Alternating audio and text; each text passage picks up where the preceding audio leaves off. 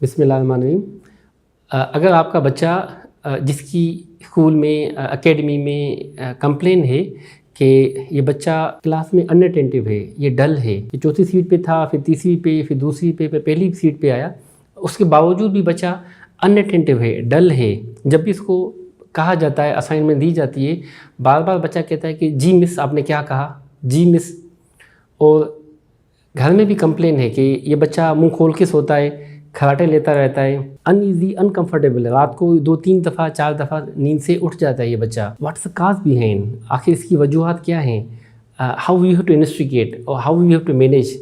ऐसे बच्चों की किस तरह इन्वेस्टिगेशन हो, साथ में मैनेज हो, we have to discuss in this video. My name is doctor Tariq Ali Shaikh, working as ENT head and neck surgeon in the field of ENT. I'm FCPA surgeon in Jan Hospital Lahore. जो बच्चे रात को मुंह खोल के सोते हैं, खराटे लेते रहते हैं, अनईजी अनकंफर्टेबल रहते हैं, बैठे बैठे उनको नींद आने स्टार्ट हो जाती है, या स्कूल एकेडमी से कंप्लेन होती है कि बच्चे अनअटेंटिव में डल है। घर में माएँ कहती हैं कि सर जब भी LED के पास बैठते हैं, TV के पास बैठते हैं या मोबाइल, तो बहुत ऊँचा आवाज़ करके सुनते रहते हैं। तो ऐसे पेशेंट को देखना होता है कि वजूहत क्या हैं, जिसमें सबसे most common cause that is allergy. कि एलर्जी की वजह से बार बार छींकें आती हैं, केरा आता रहता है, नाक बंद हो जाता है, केरा गले की तरफ गिरता रहता है, अल्टीमेटली वो गले के पीछे टॉन्सिल्स, उसको इन्फेक्शन चलता रहता है, जिसमें साइज़ टॉन्सिल्स की बढ़ती रहती है, नाक के पीछे हुदूद होता है जिसे हम एडिनोइड कहते हैं, उसकी साइज़ साथ साथ में बढ़ती रहती है। दूसरे नंबर पे इन्फेक्शन है, वायरल इन्फेक्शन हो चाहे बैक्टीरियल इन्फेक्शन वगैरह हो, उसकी वजह से भी ये मामला होते रहते हैं। या वो बच्चे जो spicy fast food junk food बार बार इस्तेमाल करते रहते हैं, इसकी वजह से भी उनके ये मामला स्टार्ट हो जाते हैं। वो जो बचपन में बच्चे थम सकिंग करते रहते हैं, मुंह में अक्सर अंगूठा लेके चूसते रहते हैं, उसमें भी बार बार सोर्स ऑफ इन्फेक्शन, थम sucking is a source of infection, इसकी वजह से भी एडिनोइड की साइज़ बढ़ जाती है, टॉन्सिल की साइज़ बढ़ जाती है। या वो लोग जो बचपन से ही बॉटल फीडिंग लेते रहते हैं, this is also the source of infection. या कोई ट्रामा साथ में कोई हो, तो ये पेशेंट जिनमें इन्फेक्शन का हो या एलर्जी की वजह से हो, बॉटल फीडिंग वगैरह हो, थम सकिंग हो, ऐसे पेशेंट को फिर हम इन्वेस्टिगेट कर लेते हैं, जिसमें बेसलाइन इन्वेस्टिगेशन की जाती है।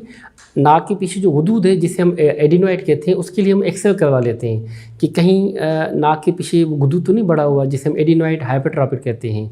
जो टॉन्सिल्स हैं, जो बार बार गला ख़राब रहता है, बार बार फीवर हो जाता है, उसका साथ में मुआयना कर देते हैं।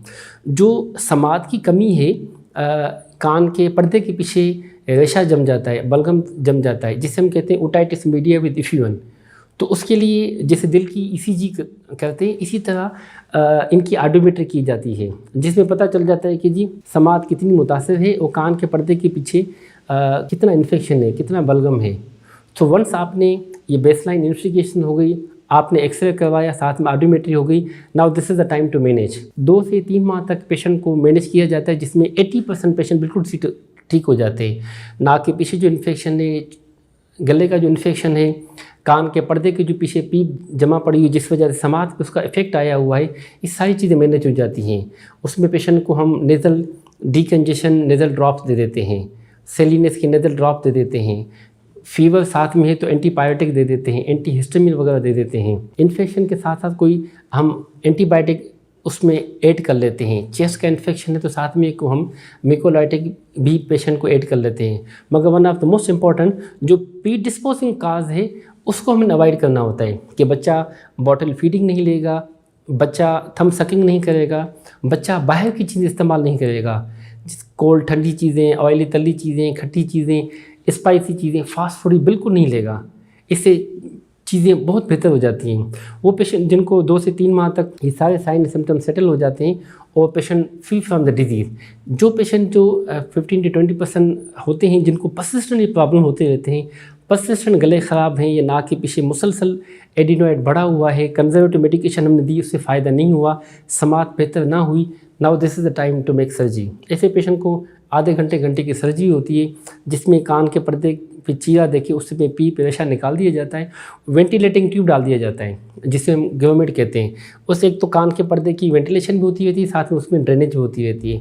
जो नाक के पीछे एडिनोइड है उसकी भी सर्जरी की जाती है, एंडोस्कोपिकली सर्जरी की जाती है, वो आपके एडिनोइड निकाल दिया जाता है। टॉन्सिल की सर्जरी की जाती है लेटेस्ट लेज़र के तौर पे, टॉन्सिल भी निकल जाते हैं जिससे सांस बेहतर हो जाता है, खराटे वगैरह सेट हो जाते हैं, गले बार बार ख़राब होना वो भी ख़त्म हो जाते हैं, जो समात की कमी है वो भी उसकी बेहतर हो जाती है, पेशेंट बिल्कुल फिट हो जाता है। डे केयर प्रोसीजर होता है कि सुबह आपने सर्जरी की, शाम को पेशेंट बिल्कुल फिट फाट होकर घर चला जाता है। तो it's all about adenoid and tonsil hypertrophy, और साथ में कान के पर्दे के पीछे जो रेशा जम जाता है।